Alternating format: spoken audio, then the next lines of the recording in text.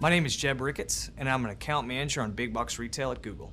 An account manager basically works with companies that have already invested in Google to spend more money with Google. So think of large retail companies, could be apparel, could be electronics, could be groceries or a supercenter. When I first started at Google, I was working with small to medium-sized businesses, both e-commerce and lead generation.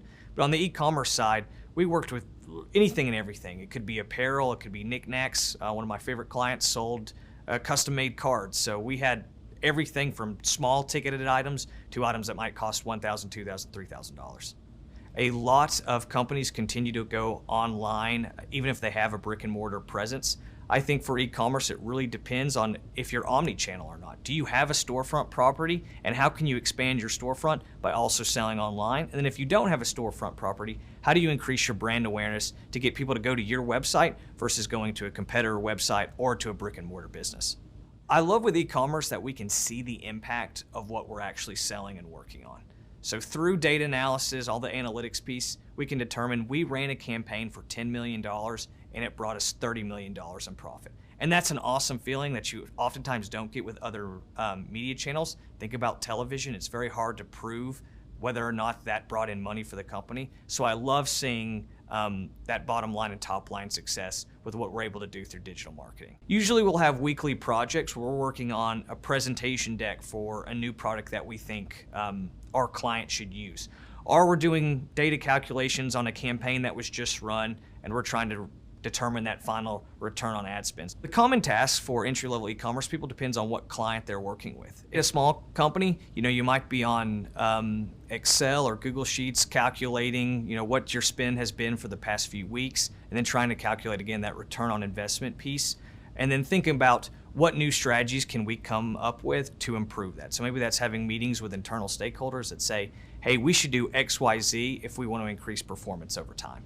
For a larger company, it can be a little bit more difficult to know the day-to-day because a lot of times it's reactive. You get an email from the end client who says, we need you to look into this or we need you to look into that. So you often have to jump around on a lot of small tasks while tackling a larger project, such as we want to adopt a $100 million campaign over the course of a year, and that takes several weeks to months to pitch an idea like that.